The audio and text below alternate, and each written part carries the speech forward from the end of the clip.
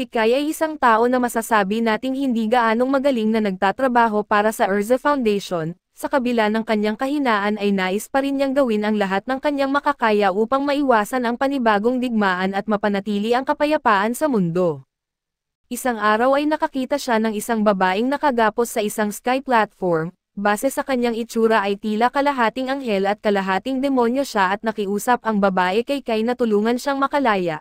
Nakakapagtaka ito para kay Kai dahil matagal nang magkaaway ang mga anghel, demonyo at mga tao at wala man lang sinabi ang babae na kahit anong mapanglait na salita laban sa kanya. Kaya alam niyang may mali at noong isang araw, bumababa si Kai mula sa kotse at gumamit ng binoculars para magsimula ng pagmamasid, samantala ang kanyang mga kasama ay nasa loob ng kotse at halos mamatay sa pagkabagot. Ayaw nila ang ganitong gawain kaso palaging nagmasid si Kai sa sementeryo ng kahit 100 segundo kaya't alam nilang hindi siya titigil. Mga siglo na ang nakalipas ay nagkaroon ng mahabang digmaan sa pagitan ng mga demonyo, mga celestial, mga espirito, mga mitikong nilalang at mga tao na nagdulot ng malaking pinsala. Kaya nais ni Kai na masigurong hindi na muling mangyayari ang ganoong trahedya. Kasalukuyan siyang bahagi ng Erza Foundation at may obligasyon na magmasid sa sementeryong ito kung saan nakakulong ang mga demonyo upang matiyak na walang aberya na mangyayari. Pagkalipas ng 5 minuto, ibinaba ni Kai ang kanyang binoculars at iniulat na walang nakitang kakaiba kaya't ligtas pa rin ang pagkakakulong ng mga demonyo. Bumalik siya sa kotse at nagsimula na silang umuwi sa base ngunit habang nasa daan, tinanong siya ng kanyang kasama kung bakit kailangan pang magmasid sa sementeryo gayong walang demonyong nakatakas sa nakalipas na siglo.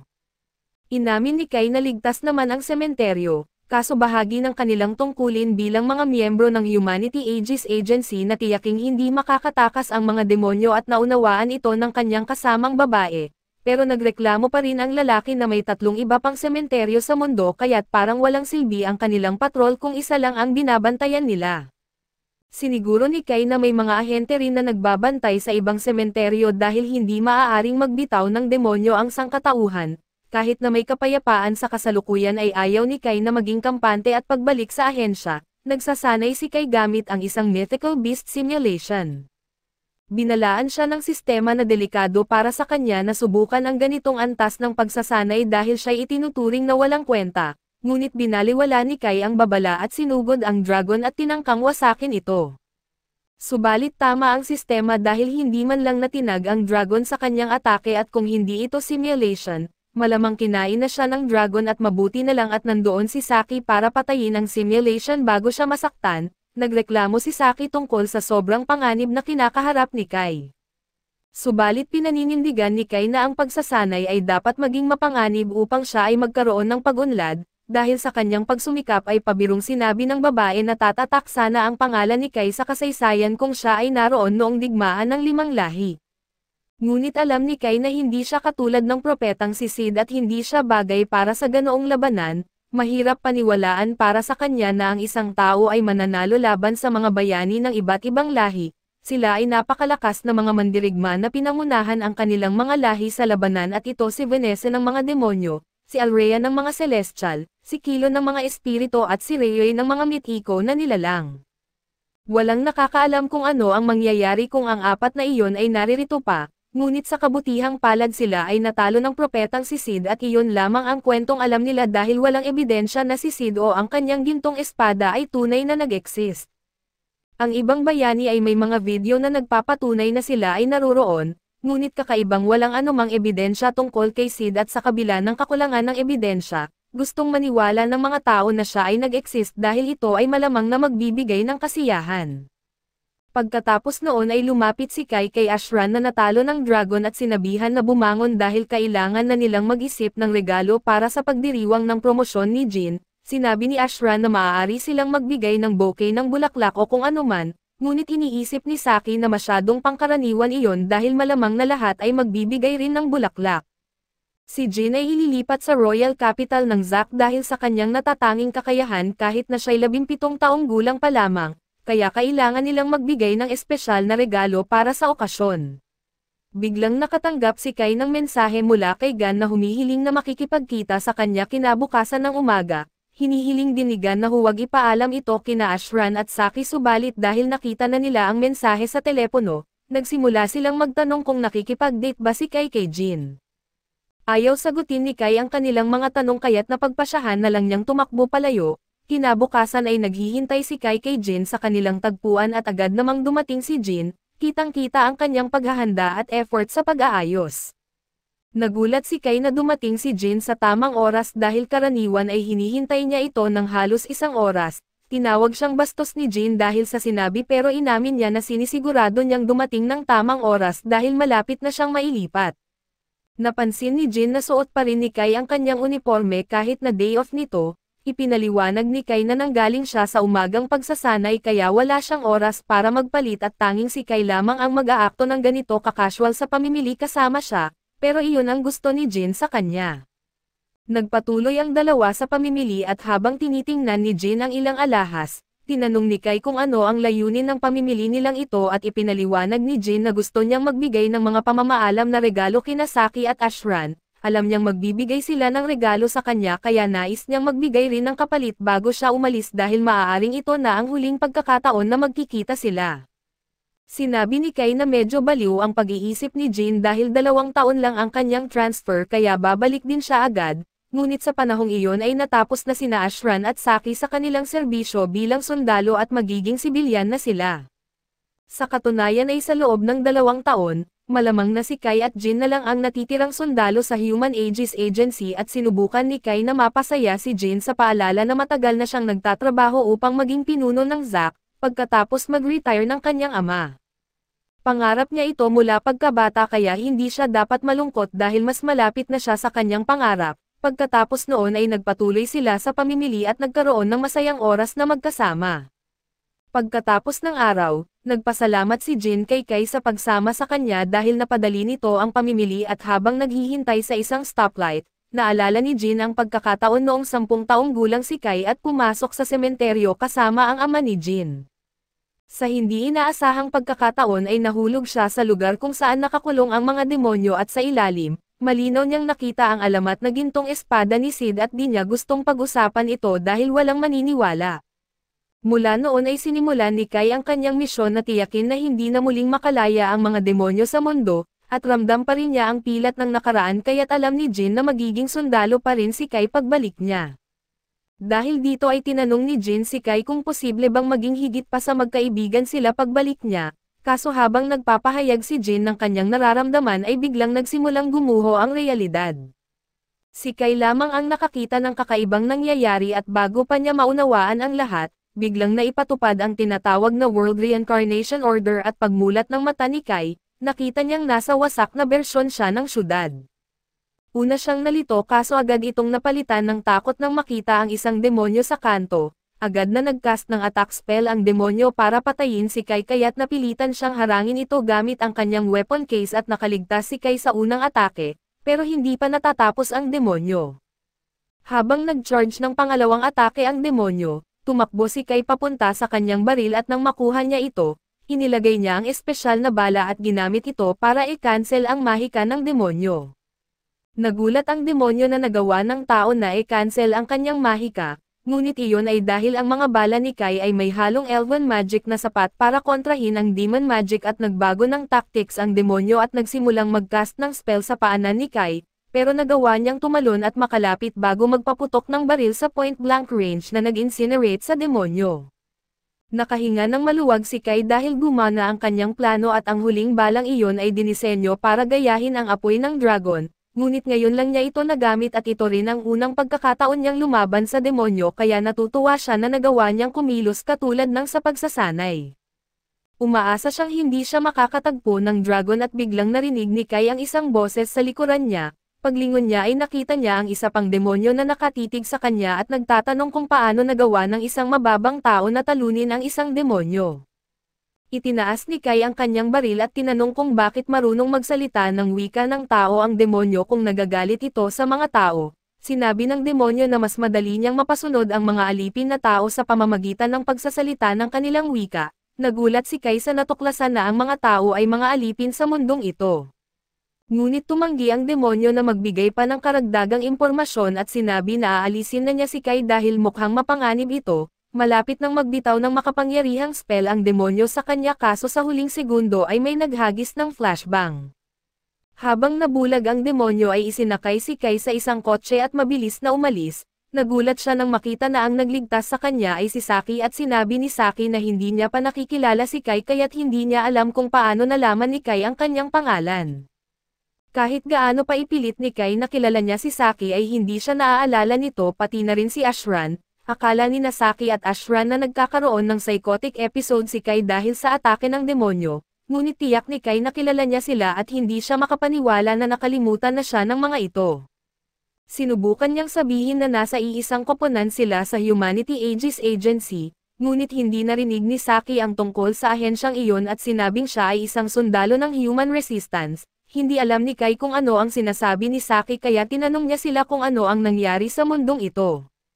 Ipinaliwanag ni Saki at Ashran na sa digmaan ng 5 lahi, natalo ang mga tao 30 taon na ang nakalipas at inangkin ng 4 na lahi ang mundo kaya't halos maubos ang sangkatauhan at ang mga nakaligtas ay napilitang magtago. Unti-unting nabubuo ni Kai ang larawan at napagtanto na ito ang lungsod ng Vazel matapos itong masira.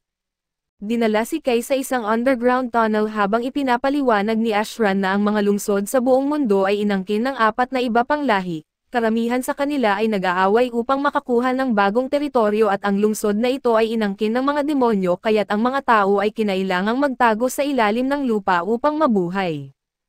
Kinuha nila ang ilang mga underground na espasyo na buo pa rin at inayos ito upang maging ligtas na kanlungan para sa mga tao. Sa ganitong paraan ay mapapanatili nila ang kaligtasan ng mga tao at makapag-organisa ng mga tropa upang lumaban sa ibang mga lahi.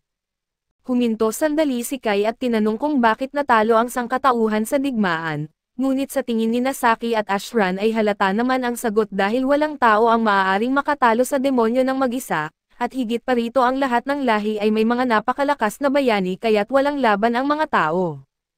Alam ni Kai kung gaano kalakas ang mga demonyo at ang iba pang mga lahi, pero sa kanyang timeline ay nanalo ang sangkatauhan dahil kay Propeta Sid at kaya't tinanong niya sila kung ano ang nangyari kay Sid. Ngunit hindi nila kilala ang pangalan na iyon. Sinubukan ni Kai na ipaliwanag na si Sid ay isang bayani ng mga tao na tinalo ang iba pang mga lahi, pero halatang wala siya sa mundong ito dahil hindi sana napilitang mabuhay sa ilalim ng lupa ang sangkatauhan kung mayroon silang katulad ni Sid na lalaban para sa kanila. Biglang nakarinig sila ng kaguluhan sa malapit kaya't napagtanto ni Saki at Ashran na bumalik na ang pangunahing corpse. Ipinaliwanag nila kay Kai na maraming underground na lungsod ng tao sa buong mundo at bawat isa ay may pangunahing corpse na nagtatanggol sa kanila. Ang commander dito ay ang nagprotekta sa lahat, at hindi makapaniwala si Kai nang makita niyang si Jin pala ang commander at sinalubong ni Saki at Ashran si Jin. Sinabi sa kanya kung paano nila natagpuan si Kai sa ibabaw kaya't dinala nila ito sa loob. Pinuri ni Jin ang kanilang magandang trabaho at naglakad papalayo kay Kai na walang kahit anong pagkilala. Hindi matanggap ni Kai na hindi siya naaalala ni Jin kaya't sinubukan niyang ipaalala na kakashopping lang nila ilang minuto ang nakalipas, pero walang maalala si Jin tungkol dito. Sinabi ni Jin na aalis na siya, ngunit bago siya umalis ay tinanong ni Kai kung bakit siya umaakto na parang lalaki gayong pangarap niya lagi na malampasan ang kanyang ama bilang kanyang anak na babae. Saglit na nagpos si Jin sa pahayag na ito pero mabilis na pinigilan si Kai na magsalita pa. Sa gabi ay naghanap si Kai ng mga tala ng mundong ito at nalaman niyang pareho ang lahat maliban sa mga tala tungkol sa kanya at sa Propeta Sid na hindi na nag-e-exist. Gayunpaman ay may isang bagay na hindi pa rin malinaw sa kanya at kung hindi nag-exist si Sid sa mundong ito para silang iba pang mga lahi, bakit nandyan pa rin ang mga sementeryo na ginawa niya? Upang mag-imbestiga ay pumunta si Kai sa sementeryo kinabukasan at natuklasan niyang tinanggal ang blockade stone na dapat sana ay nagsesil dito. Pumasok siya sa loob at natagpuan ang gintong espada ni Sid at nilapitan niya ito at kinuha ang espada. Bigla siyang nakarinig ng boses na nagsasabing huwag kailanman bibitawan ang espada dahil ito ang World Coordinate Key o tinatawag ding code holder. Binuksan ng espada ang isang gate na nagdala kay Kai sa isang misteryosong platform. At pag-akyat niya sa mga hagdan ay nakita niya ang kalahating anghel at kalahating demonyong babae na nakagapos. Si Kai ay nahihirapan alamin kung anong lahi ng babae ang nasa harap niya, ngunit sinabi ng babae na ang pangalan niya ay Ren at nakiusap na iligtas siya bago siya mawalan ng malay. Nilapitan ni Kai ang babae at pinag-isipan kung tutulungan niya ito o hindi. pero dahil nagagalit siya sa mga demonyo at hindi naman mukhang demonyo ang babae at kahit laban sa kanyang sariling paghuhusga ay nagpasya siyang palayain ito, sinubukan niyang gamitin ang kanyang espada para putulin ang mga kadena pero masyadong matibay ang mga ito at walang palatandaan na nasira. Sinubukan niya na gamitin ang kanyang mga bala pero hindi rin sapat iyon para matanggal ang mga kadena. Hindi na alam ni Kai kung ano pa ang gagawin dahil wala na siyang ibang sandata subalit naalala niyang mayroon pa siyang espesyal na espada. Sinubukan niyang alalahanin ang pangalan nito at sinabi ang mga salitang code holder ng malakas. Nang gawin niya ito ay nagsimulang mag-transform ang kanyang baril na espada at naging gintong code holder. Hindi makapaniwala si Kai na hawak niya ang espadang ginamit ni Sid para iligtas ang sangkatauhan sa kanyang timeline. Itinaas niya ang espada at muling pinalo ang mga kadena at sa isang iglap, parang nawasak niya ang dimensyon pero bumalik sa normal at naputol ang mga kadena at lumaya na ang babae at nagsimulang bumagsak sa lupa kaya sinalo siya ni Kai. Nang imulat ng babae ang kanyang mga mata ay nagulat siya at lumipad palayo kay Kai bago sumigaw kay Vanessa na magpakita. Sinabi niyang gusto niya ng rematch kay Vanessa at hindi patas na magpadala ng mahinang demonyo para patayin siya. Bago pa makapagpaliwanag si Kai na hindi siya demonyo ay nagsimula nang atakihin siya ni Ren dahil nagagalit siya sa mga demonyo. Nakailag si Kai sa unang atake pero hindi niya nagawa sa pangalawang energy blast na pinadala ni Ren. Nagsisimula ng pagsisihan ni Kai ang pagtulong sa kanya kaso habang papalapit ang blast, naalala niyang sinabi ng sistema na kaya ng code holder na putulin ang kapalaran mismo, kaya't kinuha niya ang code holder at ginamit ito para hatiin ang magic ball sa dalawa. Nawala ang magic na ikinagulat ni Kai at ni Ren dahil hindi makapaniwala si Ren na nagawa iyon ng isang mababang demonyo. Sa wakas ay sinabi ni Kai na hindi siya demonyo at wala siyang ideya kung bakit naisip niya iyon dahil wala siyang pakpak o buntot, kaya't malinaw na tao siya. Napagtanto ni Ren ang kanyang pagkakamali kaya humingi siya ng tawad sa maling pag-aakala at pag-atake kay Kai, pero talagang nagagalit siya sa mga demonyo kaya lagi siyang nagiging marahas kapag may nakikita siyang isa dahil nagagalit din siya sa mga demonyo. Sa wakas ay na-confirm ni Kai na hindi demonyo si Ren, pero hindi pa rin niya alam kung anong lahi ito kaya tinanong niya siya at nakiusap si Ren na huwag na siyang tanungin tungkol dito. Pumayag si Kai na itigil ang usapan tungkol sa lahi ni Ren pero marami pa siyang ibang tanong tulad ng kung nasaan sila. Sa kasamaang palad ay wala ring alam si Ren kung nasaan sila at ang natatandaan lang niya ay nakikipaglaban siya kay Vanessa at bigla na lang siyang napadpad dito at ikinulong. Nakilala ni Kai ang pangalan at tinanong kung si Vanessa ba na bayani ng mga demonyo ang tinutukoy ni Ren. Kinumpirma ni Ren ito na ikinagulat ni Kai kaya tinanong niya kung talagang malakas siya. Ipinagmalaki ni Ren na kaya niyang ubusin ang buong hukbo ng mga demonyo kung gugustuhin niya pero base sa nakita niya, kasing impressive ni Kai ang kakayahan dahil naipagtanggol nito ang sarili laban sa kanya. Tinanong ni Ren kung paano ito nagawa ni Kai kaya nagsimula siyang ipaliwanag ang tungkol sa kanyang espada, pero napansin niyang may portal sa likod ni Ren at lumabas ang isang nakakatakot na halimaw at sinabi ng halimaw na nagising na ang Fate Singularity Entity. At dahil ito ay malaking banta sa bagong mundo at sisimulan na ang proseso ng pag-alis dito. Tinangka ng halimaw na patayin si Ren pero hinihila siya ni Kai palayo sa huling segundo. Malakas ang halimaw kaya sinabi ni Kai na wala silang pagpipilian kundi tumakbo at sumang-ayon si Ren kaya hinawakan niya ang kamay nito at sabay silang tumakbo. Sa kasamaang palad, hindi nila alam kung nasaan ang labasan at may access pa rin ang halimaw sa portal kaya inabot ng halimaw si Ren gamit ang isang galamay nito, idineklara ng halimaw na nahuli na nito ang singularity kaya sinimulan na ang termination protocol at bumuo ng ilang orbs para burahin si Ren. Hindi matiis ni Kai na makita ito kaya nagpasya siyang kumilos para iligtas si Ren, ginamit niya muli ang gintong espada at ginupit ang galamay ng halimaw habang malaki ang nasirang dimensyon. Napansin siya ng halimaw at nakilala na hawak ni Kai ang Forbidden Sword. Ngunit hindi maintindihan kung bakit naroon ang espada o kung paano nakuha ito ng isang tao. Ngayong malaya na si Ren ay hindi nabalak ni Kai manatili pa para alamin kung ano ang gagawin ng halimaw kaya't hinihila niya si Ren at tumalon sila sa butas sa dimensyon na nagbalik sa kanila sa libingan sa Earth. Nalilito si Kai pero masaya siya na nakatakas sila ng buo at si Ren ay lalong nakahinga ng maluwag dahil takot na takot siyang mamatay. Ito ang unang beses na may nagmalasakit na tulungan siya dahil buong buhay niya ay sinasabihan siya ng iba't ibang lahi na hindi siya kabilang sa kanila. Sa lahat ng lahi ang mga demonyo ang pinakamalupit sa kanya, palaging tinatawag siyang isang abomination kaya siya nagkaroon ng malaking laban kay Vanessa. Pinalalakas ni Kai ang loob ni Ren at sinabi niyang alam niya ang pakiramdam dahil lahat ng kaibigan niya ay hindi na siya natatandaan kaya pakiramdam niya ay mag-isa siya sa mundo. Ang kasaysayang natatandaan niya ay kung saan nanalo ang mga tao sa dakilang digmaan ng 5 lahi pero sa mundong ito, mukhang ang mga demonyo ang sumasakop sa mga lungsod ng tao. Nalilito si Ren dahil hindi niya naaalala na nagtagumpay ang mga demonyo laban sa mga tao at sa katunayan, noong panahon na nakipaglaban siya kay Vanessa ay natatandaan niyang nagsisimulang manalo ang mga tao at nagrereklamo ang mga demonyo na dahil ito sa bayani ng tao. Natuwa si Kai at tinanong kung natatandaan ni Ren si Sid kaso sa kasamaang palad, hindi pa niya nakikilala ito kaya hindi siya makapagsabi ng tiyak at napagtanto ni Kai na maaaring siya'y nag-overreact kaya humingi siya ng paumanhin kay Ren, pero sa wakas ay nakumpirma niyang pareho silang may pinagdaanang nakaraan kaya magkauri sila. Lumapit si Ren kay Kai at sinabi niyang siya ang unang tao na kinilala siya bilang kasama at ikinatuwa niya ito.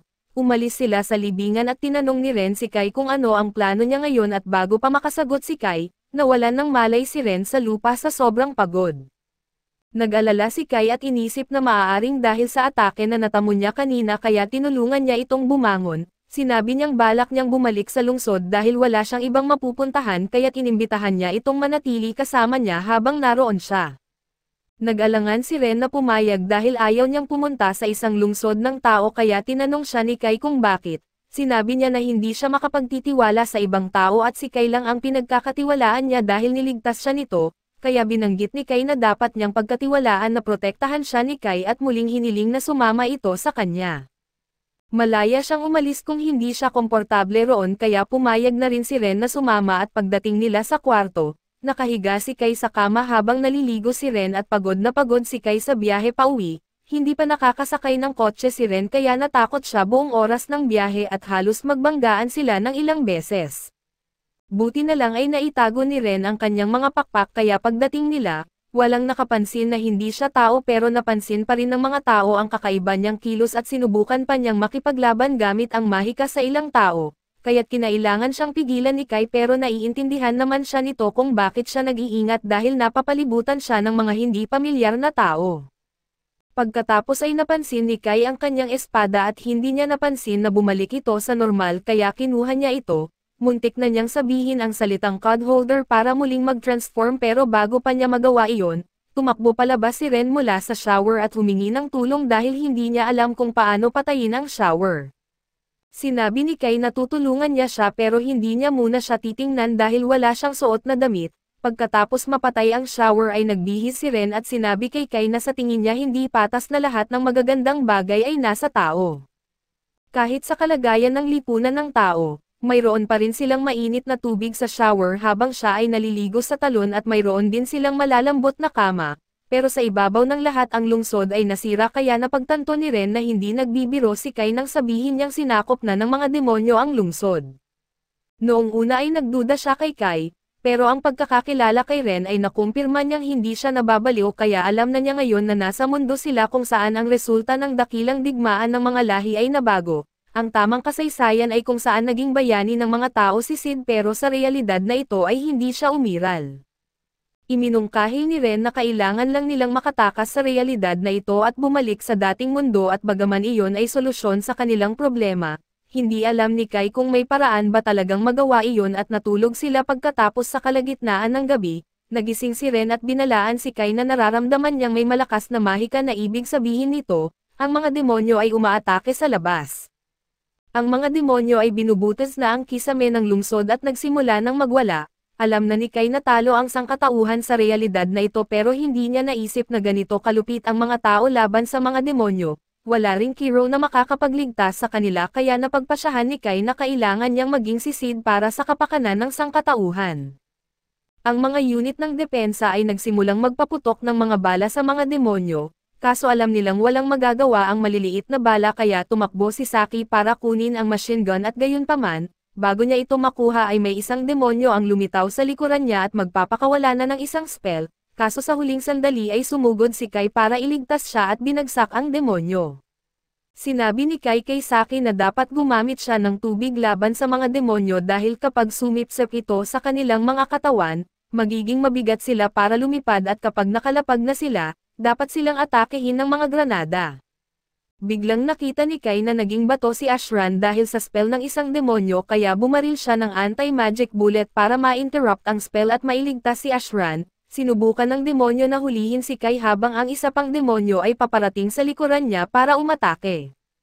Gayunpaman ay nakalusot si Kai at itinulak ang unang demonyo palayo habang pinasabog ni Ren ang pangalawang demonyo. Matapos iyon ay nagpasalamat si Kai kay Ren sa tulong at pinuri ang kanyang lakas, ngunit kahit na may ganitong lakas si Ren, duda pa rin si Kai kung kaya nilang iligtas ang lungsod ng sila lamang.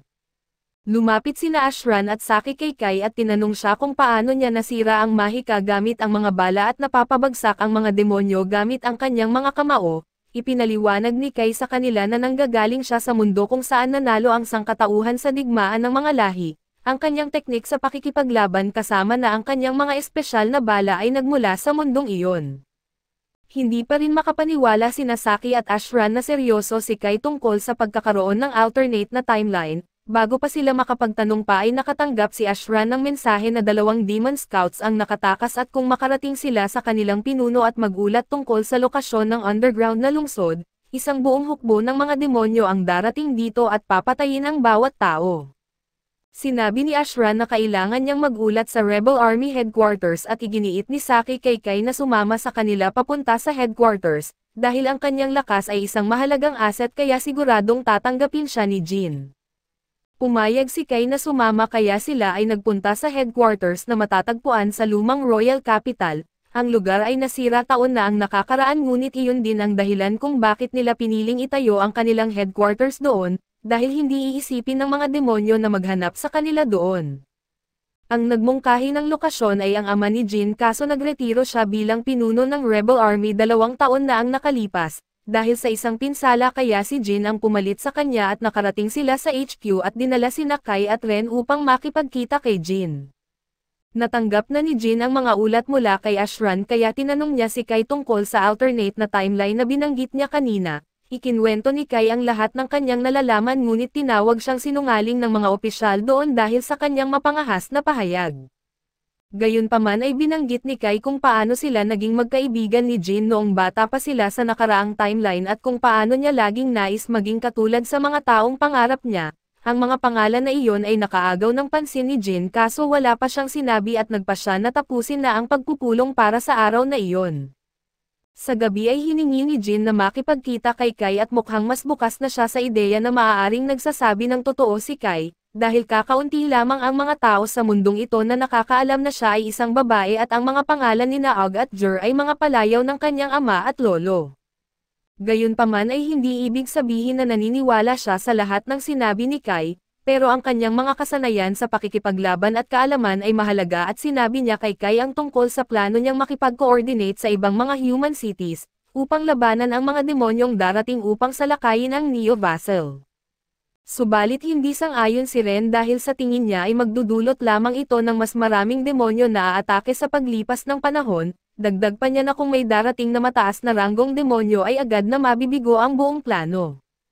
Alam ni Jin na delikado ang plano, subalit wala siyang maisip na mas mabuting paraan upang protektahan ang mga tahanan ng mga natitirang tao, pero iminungkahi ni Kai na kailangan lamang nilang patayin ang isang demonyo upang malutas ito at iyon ay ang hero ng mga demonyo na si Vanessa.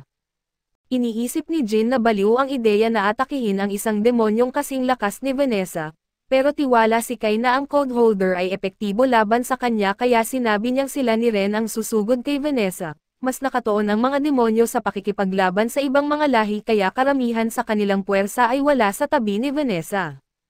Ang kailangan lang ni Kai ay pigilan ni Jin at ng kanyang mga puwersa ang natitirang mga demonyo habang nakikipaglaban siya kay Vanessa. Matapos pumayag si Jin ay agad nilang sinimulan ang paghahanda upang mabawi ang Urza Federation. Habang naghahanda ang iba para umalis ay iniisip ni Rena sa kung gaano niya kinasusuklaman ang mga demonyo dahil sila'y mapanlinlang. Kinasusuklaman ang mga espiritu dahil sila'y nakakakilabot at kinasusuklaman ang mga hayop dahil sila'y mabagsik, kinasusuklaman ang mga celestials dahil sila'y sobrang matigas ang ulo at kinasusuklaman ang mga tao dahil sila'y masyadong mahina. Pero siya ay may bahagi ng bawat isa sa kanya kaya't mas kinasusuklaman niya ang sarili higit sa sinuman, gayunpaman si Kai lang ang hindi natatakot sa kanya at tinanggap pa siya, kaya't umaasa siyang hindi ito mamamatay sa mapanganib na misyon na ito.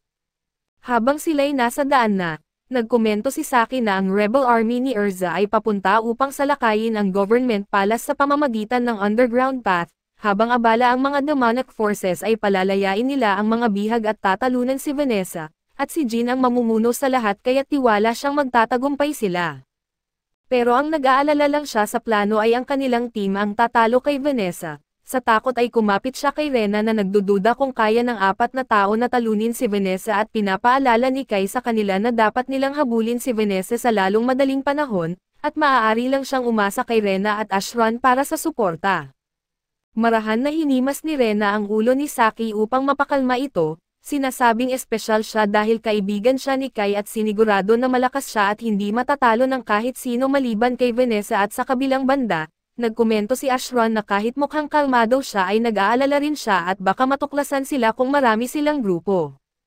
Kumpirmado ni Kai na totoo ito dahil nararamdaman ng mga demonyo ang magic pero ang mga tao ay wala nito kaya mahirap silang matagpuan. Nakikita ni Ashran na sa kabila ng takot ay kung magtagumpay silang talunin ang mga demonyo, pag-uusapan sila ng lahat at pupurihin sila at maaari pa silang gantimpalaan. Pagdating nila sa meeting point, binigyan ni Jin ang lahat ng sundalo ng isang talumpati ng katapangan, ipinakita niya na ang kanilang katapatan at tapang ay ang pag-asa ng sangkatauhan at sigurado na ang ilan ay nag-aalala sa maikling oras ng paghahanda, pero dapat nilang tandaan ang isang bagay at ito ang mga taon ng kanilang pakikipaglaban sa kasaysayan. Sila ang pinakamahabang nakipaglaban sa mga makapangyarihang demonyo higit sa kahit sino sa mundo at lahat ng ito ay paghahanda para sa araw na ito. Panahon na para ipakita nila kung ano ang kanilang kakayahan at matapos palakasin ang kanilang mga loob, nagbigay siya ng signal upang sumulong at lahat ay sumugod direkta papunta sa Government Palace. Namangha si Kai sa mga estruktura bago at pagkatapos niyang makilala ang isa sa mga spell na ginawa ng demonyo, iniiwasan ito upang lapitan at itarak ang kanyang shotgun sword sa katawan nito at tinapos ito sa pagputok ng baril at nang makita niya ang malaking grupo ng mga demonyo na lumilitaw mula sa mga portal. Idineklara niyang lahat sila ay babagsak sa kanyang isang bala at ito ang lightning bullet. Sa sandaling pinaputok niya ang atake, lumikha siya ng bagyong kidlat na agad na nag-incinerate ng mga demonyo, tinatapos ang malaking bilang ng mga ito ng sabay-sabay at nakamit niya ito sa tulong ng paghilom ni Rena. Pagkatapos nito ay sinabi ni Rena na nararamdaman niyang si Vanessa ay nasa itaas ng gusali. Iginiit ni Kai kay Jin na hahabulin niya si Vanessa mula sa hilagang bahagi samantalang siya ay nag-organisa ng iba pang mga miyembro ng hukbo. Ang Group 1 ay dapat pigilan ang mga demonyo sa pagpasok sa palasyo at ang Group 2 ay dapat iligtas ang mga bihag habang umaakyat sila sa emergency stairs sa timog na bahagi. Sa sandaling iyon ay nagkomento si Fallen kay Kai na ang lightning attack ay napakalakas pero natuklasan niyang kakaiba na hindi niya pinindot ang gatilyo at may naramdaman siyang kakaiba mula pa sa simula. Bago pa makapagtanong ng higit pa tungkol dito, pinutol ni Jin ang usapan at tinanong sina Kai at Rena kung hindi nila pagsisisihan ang pagharap kay Vanessa mag-isa. Sumagot si Kai ng hindi at kasabay ng pagkakita ng isang bagay sa unahan na nagpapahiwatig na ito ay magpapatawag ng mas malaking demonyo mula sa isang portal. Biglang lumitaw ang isa upang hulihin ang isang sundalo pero sinagip siya ni Fallen gamit ang kanyang sword skill. Sinabi niyang magpatuloy sila habang siya ang haharap sa kalaban na ito at pagdating sa susunod na silid, nauna si Jin sa iba at biglang inatake ng isang high-power lightning spell.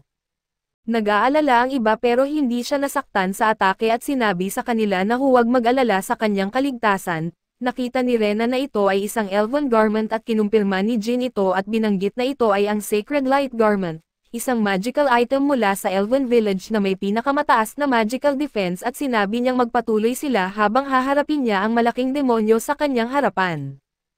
Habang sumulong ang grupo ni Kai, sinuotan niya ang lahat ng espesyal na kasuotan na magpapakita sa kanila na invisible sa mga demonyo at halos ipaliwanag ni Rena na lumikha siya ng magical barrier. Pero dahil sa pagsaway ni Kai ay ipinaliwanag niya kina Saki at Ashran na ang isang tao ang gumawa nito sa pamamagitan ng paggaya sa magical barrier ng isang anghel, na nagpapabasag ng liwanag at nagtatago sa kanila. Biglang lumitaw ang isang malaking demonyo sa hallway na kanilang kinatatayuan at sa nerbiyos, halos barilin ito ni Saki at pinatigil siya ni Rena sa pamamagitan ng pagsasabing manahimik at sa tulong ng mga kasuotan, naging invisible sila sa presensya ng kalaban. Pagkaraan ay nakarating sila sa isang control room kung saan binanggit ni na Ashran at Saki kay Kai na kung hindi nila matatalo si Vanessa at lumala ang sitwasyon, puputulan nila ang kuryente para magdilim ang paligid at makakatakas si Kai at pumayag si Kai na ibigay ang signal kung kailangan nilang gawin iyon. Pinaalalahanan ni Ren na ang pinakamabuting gawin ay maghintay sa lugar na iyon at huwag gumawa ng ingay para hindi lapitan ng mga demonyo. Ngayon ay nagpatuloy na sina Kai at Ren na mag-isa pero habang sila'y sumulong ay narinig nila ang isang alarma. Nag-aalala na baka na-detect na sila at nagduda si Rena na iyon nga ang kaso dahil dapat gumagana ang kanyang mga barriers. Sinuggest ni Kai na maaaring ito ay dahil sa sensors ng gusali at pagdating sa susunod na silid, nakaharap sila sa isang demonyo na iba sa iba pa at sinabi ng demonyo na minsan ay kapakipakinabang ang mga human machines at nang makita ang mga pakpak ni Rena, nagkomento ito na ang mga iyon ay isang napaka-chaotic at hindi kanais-nais na bagay. Sa kabilang banda, ipinaliwanag ni Kai na dahil mahilig magsalita ang demonyo ay gusto niyang sagutin nito ang isang tanong, siya ba ang pangunahing nag-maintain ng surveillance system at sumagot ang demonyo na ito ay dahil sa karunungan ng Empress, ang mga human surveillance systems ay kamangha-mangha kaya't sinabi sa kanila na gamitin ito. Nilagyan nila ng alipin bilang bantay at walang nagka-problema. Natuwa rin si Vanessa sa pagsalakay na ito at gusto niyang malaman kung bakit nila sinasayang ang kanilang mga buhay sa ganitong paraan, nakikita niyang ito ay isang perpektong pagkakataon para sa kasiyahan at walang dahilan para sayangin ito. Pagkatapos sabihin ito ay lumikha siya ng maraming magic circles bilang atake, pero biglaan na lang na hinahatak ni Rena si Kai at lumipad diretso papunta sa demonyo. Hiniwasan ang mga magic na itinatapon nito at naitawid niya si Kai sa hagdanan papunta kay Vanessa at sinabihan siyang magpatuloy sa kabila nang ayaw niyang iwan siya doon. Pinaghiwalay sila ni Rena gamit ang isang ice barrier kaya't wala siyang ibang pagpipilian kundi magpatuloy. Maraming demonyo ang nagtipon para harapin si Rena na naamoy sa kanya ang asensya ng lahat ng lahi at nais malaman kung ano siya. Sumagot si Rena na hindi rin niya alam at ang tanging alam lang niya na kinasusuklaman niya sila at gusto lang niyang makasama si Kai. Kaya kung hahadlangan nila siya, wala siyang pakialam sa mangyayari sa kanila at sa wakas ay nakarating si Kai sa silid kung saan naghihintay si Vanessa at ito ang Dark Empress, na binati siya ng kalmado at bumalik tayo kay Jin na patuloy na ginagamit ang kanyang elven armor para kontrahin ang mga magical attacks ng demonyong kanyang hinaharap. Sa isang punto ay binuksan niya ang kanyang espada na naging isang bow at pinaputok ang isang energy-charged arrow. Ang malakas na atake na ito ay nagdulot ng direktang pagsabog ng tamaan ang demonyo, at ang pagsisikap na ito ay nagpahina kay Jin. Ang namamatay na demonyo ay nagbanggit ng tungkol sa mga magical items ng elves at angels, kung paano kung ang isang tao na hindi marunong gumamit ng magic ay gagamitin ito at mangyayaring mauubos ang kanilang buhay. Sumagot si Jin na kung walang determinasyon ay imposibleng talunin ng isang tao ang isang demonyo at wala ito kumpara sa pakikipaglaban-laban sa heroy ng mga demonyo. Biglang may dumating na demonyo mula sa kisame upang atakihin siya habang siya'y hindi handa, pero dumating si Fallen upang iligtas siya at matapos palayasin ang kalaban ay kinilala niya si Jin bilang isang taong nakikipaglaban gamit ang isang Dragon Fang. Ngunit sinabi ng dalawa na sila ay medyo under pressure at nakasalalay ang lahat sa nangyayari sa itaas na tumutukoy sa desisyon na labanan. Bumalik tayo kay Kai, sinabi ni Vanessa na mahirap paniwalaan ng mga tao na ang isang sukubos ang pinakamalakas na demonyo at hindi niya alintana kung makikipagtalik siya rito para lang magpalipas ng oras, pero tumanggi si Kai nang walang pag-alinlangan at alam niyang gusto nitong lumaban. Tumawa si Vanessa sa sinabi nito at iniisip na agad niya itong gawing alipin at ayon sa narinig niya, may isang komandante sa kanilang hukbo na may suot na elven garment at nais niyang malaman kung ito ay si Kai. Sumagot si Kai na hindi siya ang komandante dahil hindi siya kasali sa hukbo kundi nagmula sa isang mundo kung saan siya natalo. Bagaman hindi naniniwala si Vanessa, sinabi ni Kai na maniwala man siya o hindi ay isa lang siyang tao mula sa ibang mundo na napadpad sa mundong ito at sa kwentong naaalala niya. Matagal nang natapos ang digmaan ng 5 lahi at ang lahi na tumalo sa mga demonyo ay ang sangkatauhan, at ang nagtalo sa kanya ay ang propetang si Sid. Ito'y lubos na nagbago sa ekspresyon ni Vanessa at nagsimula siyang magbulong ng mga random na bagay tulad ng Sid, Cemetery Card Holder, Seal at Reincarnation. Nagulat si Kai at tinanong siya kung ano ang sinabi niya pero iniwasan ni Vanessa ang sagot, binanggit na hindi dapat magsayang ng oras sa pag-iisip ng walang katuturan. Tumayo siya at ipinahayag na gagawin niyang abo si Kai at pagkatapos nito, Nagcast siya ng isang dark magic spell pero mabilis na tumugon si Kai sa pamamagitan ng pagputok ng bala para kontrahin ito, pinutol ang kanyang magic. Agad siyang sumugod papunta kay Vanessa upang saksakin siya ng kanyang espada, pero naglaho siya at naging isang ilusyon at nakatayo sa likuran ni Kai at pagkatapos maiwasan ni Kai ang atake ni Vanessa, sinabi niya na gusto niya ang reaksyon ni Kai at ang kanyang sandata dahil kinokontra nito ang kanyang magic at nagpapalabas ng atake na katulad ng isang dragon. Ipinapalagay niyang ang sandata ay mula sa mundo ni Kai at kahit na ganito, hindi siya mukhang masaya kaya ang sunod niyang ginawa ay isang high-power fire spell na tumatagos sa pader at malayo ang narating, doon niya napagtanto na nagkamali siya dahil sinubukan niyang iwasan ang pagkasira ng gusali sa pamamagitan ng apoy. Nang hindi humihinto, lumikha siya ng magic circle sa sahig upang takpan ang malaking lugar, iniisip na hindi ito may ilagan ni Kai at pagkatapos mag-cast ng malakas na magic attack, medyo nagulat siya nang makita si Kai na walang galos at napansin na hawak ni Kai ang espada ni Sid. Sa sandaling iyon ay dumating si Rena, nagmamadali doon dahil iniisip na may nangyari kay Kai at bahagyang sugatan mula sa mga nakaraang labanan at biglang lumitaw ang isang portal sa likuran ni Vanessa. Hinuhuli siya ng mga tentacles na lumilitaw mula rito.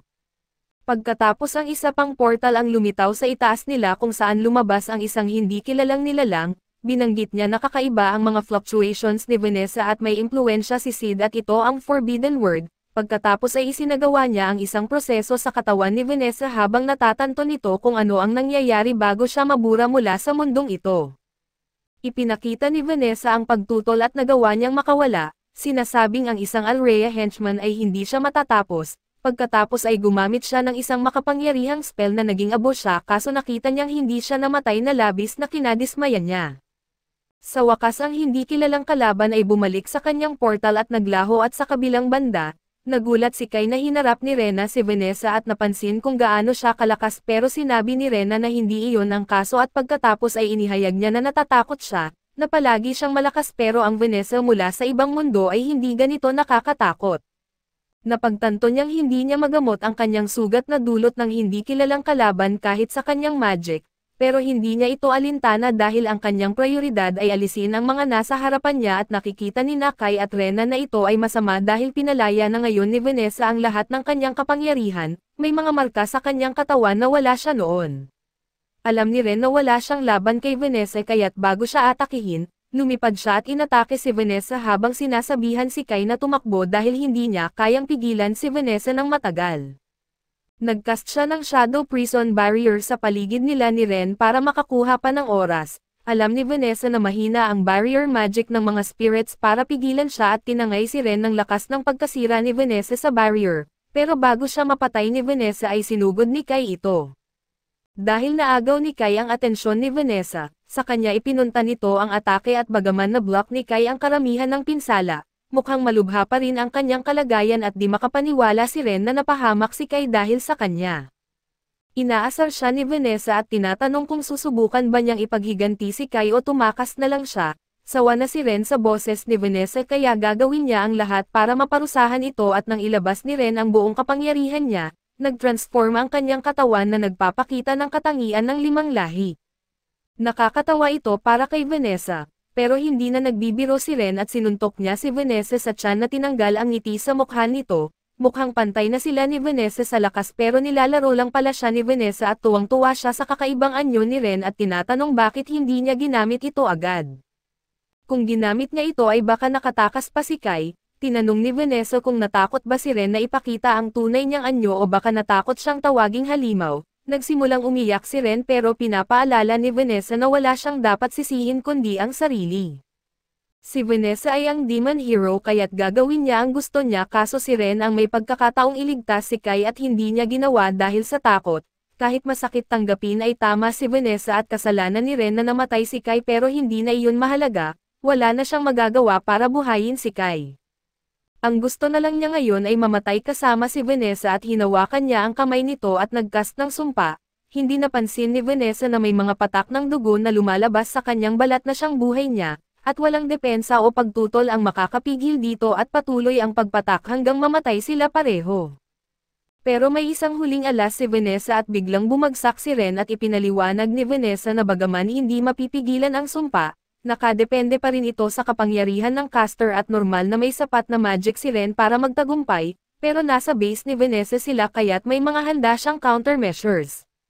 May malaking curse circle sa likod ni Vanessa na nakakaapekto sa spirits, magical beasts at celestials. Dahil bahagi si Ren ng tatlong ito ay 3 beses na mas epektibo ang sumpa laban sa kanya at kaya't nakakagulat na nakatagal pa si Ren. Ngayon ay hindi na kayang ipaghiganti ni Ren si Kai, kaya umupo na lang siya at humingi ng tawad dahil hindi siya naging kapakipakinabang. Naiinis si Vanessa sa nakakalungkot na eksena ni Ren kaya naghanda siyang tapusin ito sa isang huling atake. Subalit bago mapatay si Ren ay na-deflect ang atake ni Kai na sa kabila ng lahat ay buhay pa pala. At sinabi ni Kai kay Ren na wala siyang dapat ikakahiya at napakalaki ng tulong niya dahil sa laban niya kay Vanessa at nagkaroon siya ng sapat na oras para magising. Hindi makapaniwala si Ren na buhay pa si Kai at gayon din si Vanessa. Tinanong ni Vanessa kung paano niya nagawang mabuhay matapos ang atake at dahil wala namang tao na dapat makaligtas doon, naalala ni Kai kung paano niya ginamit ang code holder para protektahan ang sarili laban sa atake na ikalawang beses nang niligtas siya nito sa laban. Gayunpaman ay hindi niya ito sinabi kay Vanessa at naghanda siyang harapin ito, naramdaman ni Vanessa ang insulto na hinamon siya ni Kai kaya't pinapaalala niya dito na isa lang siyang piraso ng basura na nabuhay dahil sa swerte. Ang huling atake niya ay halos pumatay dito at ang tanging dahilan kung bakit hindi niya natapos si Kai ay dahil abala siya kay Ren, sumagot si Kai na ang dahilan kung bakit determinado siyang manalo ay dahil isinugal ni Ren ang buhay niya para sa kanya, kaya gagawin din niya ang pareho para dito. Naging interesado si Vanessa at tinanong si Kai kung may plano siya kung paano siya tatalunan, dahil gusto niyang makita kung ano ang kaya niya at palaging sinasabi ng mga tao na ipapakita nila ang potensyal ng isang tao, pero hindi pa siya nabibilib sa kahit isang tao. Ang Spirit Hero, Celestial Hero at Beast Hero ay mga istorbo sa kanya, pero kahit papaano'y nirerespeto niya ang mga ito dahil sa kanilang kapangyarihan ngunit pagdating sa mga tao, wala siyang nirerespeto kahit isa. Sinabi ni Kai na wala siyang intensyon na maging bayani ng sangkatauhan, pero tinanong siya ni Vanessa na ipakita ang potensyal ng isang tao kaya't ipapakita niya kung gaano kalakas ang isang tao at mula sa sandaling ito, haharapin niya si Vanessa bilang kinatawan ng sangkatauhan. Bagaman hindi maisip ni Vanessa kung ano ang maaaring gawin ni Kai para talunin siya, nagdesisyon siyang seryosohin ito at gumamit ng mahika si Vanessa para magpatawag ng mini-meteor para durugan si Kai. Pero madali itong nahati ni Kai gamit ang code holder. Nabighani si Vanessa na madaling nahahati ni Kai ang kanyang mahika, pero malayo pa siya sa pagkatalo at kaya't nagcast siya ng daan-daang Hellflame spells at habang ginagawa ito ni Vanessa, tinawagan ni Kai si Ashran at sinabing patayin agad ang kuryente kaya nagdilim ang buong gusali. Napagtanto ni Vanessa na hindi siya makakita kahit na may apoy siya sa balikat at dahil wala namang mahika si Kai, hindi niya ito mararamdaman ngunit kahit walang mahika ang tao, puno ng magical energy ang espada kaya tinarget niya ito ng Hellflame attack. Kaso nang lumitaw ang alikabok, nagulat si Vanessa nang matuklasan na si Ren ang may hawak ng code holder at si Kai ay nasa likod na niya, dito nagamit ni Kai ang lahat ng taon ng pagsasanay niya at nilock niya si Vanessa at ipinapahagis kay Ren ang espada para tapusin ito. Ang tanging nasabi niya bago siya masira ay mukhang natalo ako at good game human, at habang bumabagsak si Vanessa sa kanyang mga tuhod ay nagsisimulang maghiwa-hiwalay ang kanyang katawan dahil sa natamo na pinsala. Napansin ni Ren at Kai na may kakaiba kay Vanessa at dito nagsimulang bumalik ang alaala niya, naalala niya ang lahat tungkol kay Sid at ang reincarnation ng mundo at di siya makapaniwala na nahulog siya sa bitag na ito, kahit binalaan siya ni Sid na mangyayari ito. Pagkarinig ni Kai na kilala ni Vanessa si Sid ay nagsimula siyang magtanong tungkol dito. Sinabi ni Vanessa kay Kai ang tungkol sa isang phenomenon na tinawag ni Sid na World Reincarnation. May isang tao na nagdulot ng reincarnation na ito at binago ang daloy ng kasaysayan.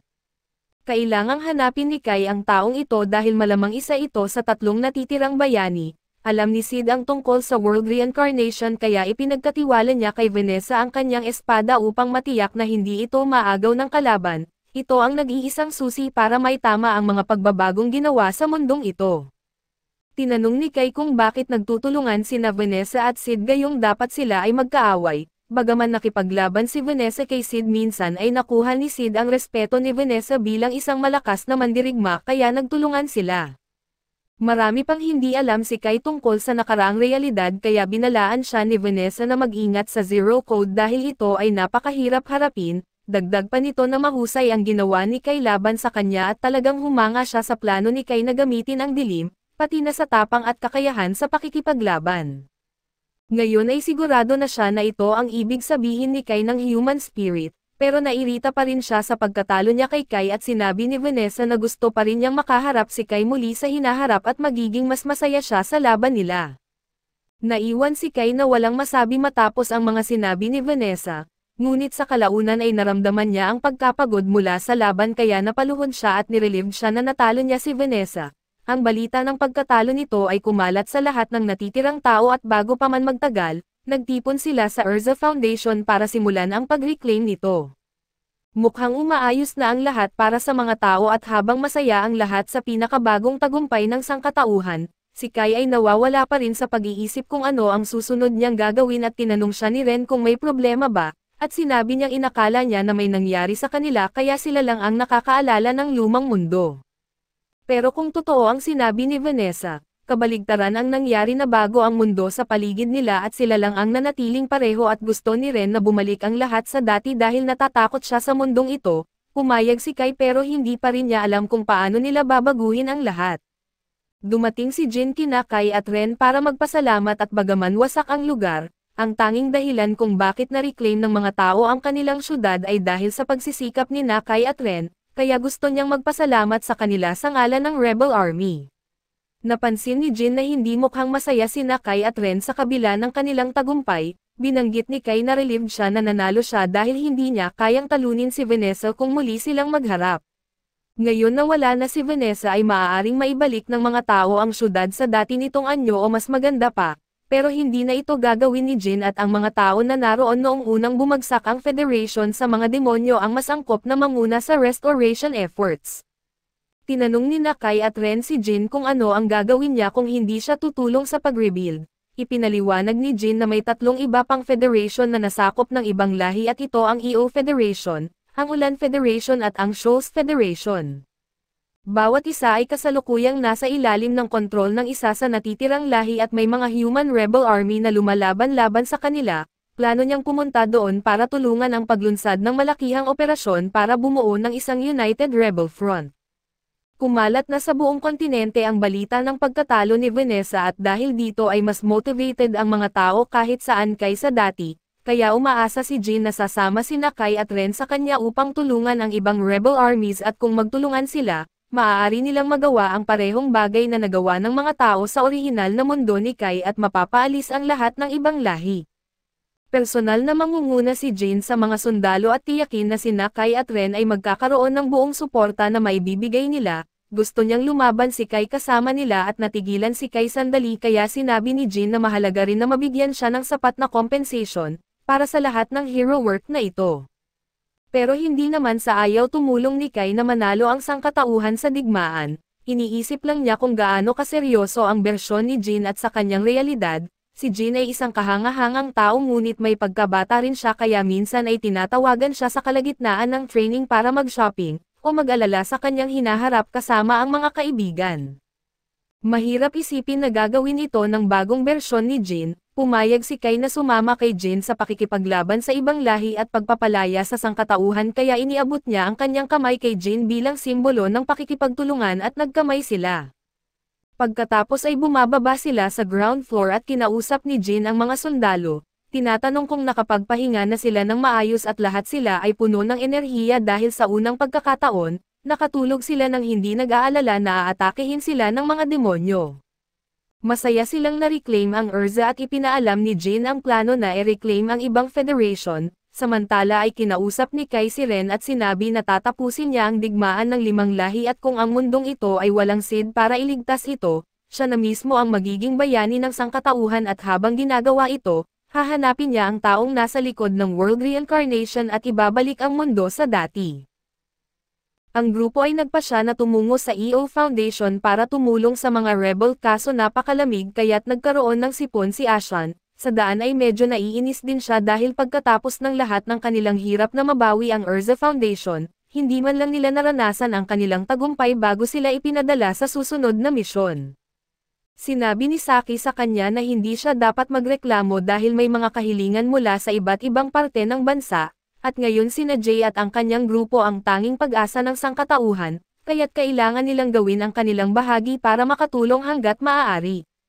Kahit papaano ay maaari ng asahan ni Ashran na sa kanilang pagbabalik, muling naitayo na ang Royal Capital sa Urza basta't walang mga demonyong umatake bago ito maayos. Lumipas ang 5 araw mula nang mangyari ang isang insidente sa Urza Foundation.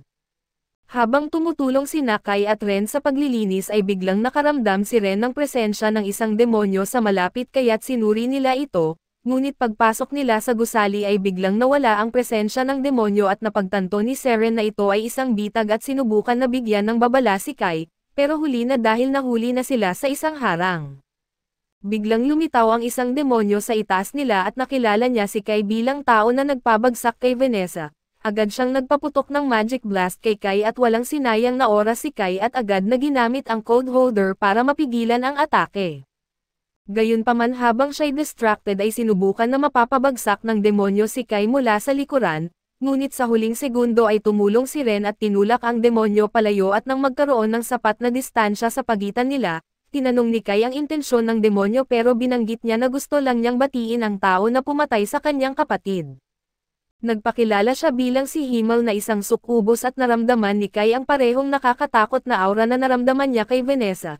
Nang marinig ni Himmel na natalo si Vanessa ay kailangan niyang makita ang taong nagtagumpay laban dito. Subalit sa kanilang pagkikita ay inaakala niyang nanalo lang si Kai dahil sa sunod-sunod na swerte. Sigurado rin siya na kung naroon ang tatlong magkakapatid ay malamang hindi sana nanalo si Kai sa laban. Tinanong ni Kai kung nandito si Himmel para bumawi sa pagkamatay ng kanyang kapatid kaso lang kahit mahal ni Himmel si Vanessa ay hindi siya handang gumanti para sa kanya. Sa pagkawala ni Vanessa, siya na ang opisyal na bayani ng mga demonyo pero hindi tulad ni Endeavor. Masaya siya sa kanyang pag-angat sa posisyon dahil sa teknikalidad kaya't nagpapasalamat pa siya kay Kai sa pagpatay kay Vanessa. Dahilan kung bakit wala siyang balak na lumaban ngayon. Narito lang siya para makipagkaibigan kay Kai at una niyang nilinaw na kung ipag-utos niya sa lahat ng demonyo na magtipon, madali nilang maaagaw muli ang kapital at mapapatay si Kai pati na ang lahat ng tao subalit pinili niyang hindi gawin ito, kaya't gusto niyang magkaroon ng kasunduan kay Kai. Sa totoo lang ang magiging abala para sa kanya na matipon ang mga demonyo para umatake muli sa kapital, at kung gagawin niya iyon ay mag-iiwan siya ng pagkakataon para atakihin siya ng ibang mga lahi, subalit may mga kondisyon siya para sa tigil putukan na ito. Maaaring panatilihin ng mga tao ang kapital kaso kailangan nilang iwan ang iba pang mga teritoryo na pagmamay-ari ng mga demonyo. Hindi gusto ni Kai ang ideya ng ceasefire kay Himmel pero sinabi niya na ipapasa niya ang mensahe kay Jin. Nang mapagkasunduan ang tigil putukan ay tinanong ni Himmel kung maaari na silang maging mas mabait sa kanya, ngunit malinaw na sinabi ni Ren na magkaaway pa rin sila kahit anong kasunduan ang kanilang mapag-usapan. Nakuha na ni Himmel ang nais niyang makamit ngunit bago siya umalis ay binanggit niya na malaya pa rin si Kai na atakihin ang ibang mga lahi at sa katunayan, hinihikayat niya itong gawin iyon dahil mababawasan ang kanyang trabaho kung gagawin niya iyon. Pagkatapos ay lumipad siya papalayo at iniwan si Kai at Ren para bumalik sa kanilang gawain. Subalit huminto siya sandali upang ipaalam sa kanila na pupunta siya sa realm ng mga celestial sa lalong madaling panahon, at binalaan din niya si Kai na mag-ingat dahil ang bayani ng langit na si Alria ay nagpapakita ng kakaibang kilos kamakailan. Hindi maganda ang pakiramdam ni Kai sa pagtitiwala sa mga salita ni Himmel, ngunit sa ngayon ay kailangan niyang iwan ang mga gawain sa muling pagtatayo sa mga tao sa Royal Capital dahil siya'y bahagi ng expedition team. Sa ngayon ay balak niyang ituon ang kanyang pansin sa pagbagsak ng mga Celestial at pagpapalaya sa Ea Foundation at ang mga Celestial ay tumutukoy sa alyansa ng mga lahi kabilang ang mga Elves, Dwarves, Fairies at Angels. Sila'y tuso at kasing tapang ng mga tao, ngunit may kakayahan silang lumikha ng makapangyarihang mga magic tool na ginagamit nila sa laban. Kung ang mga demonyo ay nakikita bilang mga halimaw ang mga Celestial ay maaaring ituring na mga pinahusay na tao. Sa mga sandaling iyon ay nag-anunsyo si Jane sa radyo para ipaalam sa lahat ng miyembro ng squad na malapit na silang makarating sa kalahati ng kanilang paglalakbay patungong Ea. Mayroon silang matandang radio stop sa daraanan kaya't sinabi niyang maaari silang magpahinga roon bago sila dumating sa destinasyon. Natutuwa si Ashran na magkakaroon na sila ng pahinga mula sa matagal na pagmamaneho. Ngunit sa oras na nagsimula siyang mag-relax ay naramdaman ni Ren ang isang bagay mula sa itaas, binalaan niya si Kai at tumingin siya pataas para makita ang isang dragon na papunta sa kanila. Nang malaman ni Jin ang tungkol dito ay iniutos niya sa lahat ng driver na magpatakbo ng mabilis habang ang iba ay maghahanda para sa laban. Pinaputukan nila ang dragon ngunit napakatibay ng mga kaliskis nito kaya't hindi makapinsala ang kanilang mga baril. Nakarating ang dragon ng malapit at naitulak ang ilang sasakyan sa labas ng kalsada. Nang makakuha na ng magandang posisyon si Kai at Ren para umatake ay naghanda siya ng isang makapangyarihang spell ng kidlat, at nagkunwari si Kai na siya ang nagpaputok nito upang mapanatiling lihim ang kakayahan ni Ren sa mahika. Tumama ang kidlat sa dragon at tila nagdulot ito ng malaking pinsala, bagaman hindi nito napatay ang dragon ay natakot ito ng sapat upang magdesisyong umalis na lamang at matapos lumipas ang banta, kinuha ni Jin ang radyo at inutusan ang lahat ng unit na huminto upang sagipin ang mga tao mula sa mga sasakyang nahulog sa kalsada. Sa kabutihang palad ay walang namatay kaya't nagkampo ang unit para sa gabi. Si Kai at Ren ay may malaking tolda para sa kanilang dalawa at medyo nagugilty si Kai dahil sa espesyal na pagtrato sa kanila, kahit na sila ni Ren ang walang duda na pinakamahusay na miyembro ng team.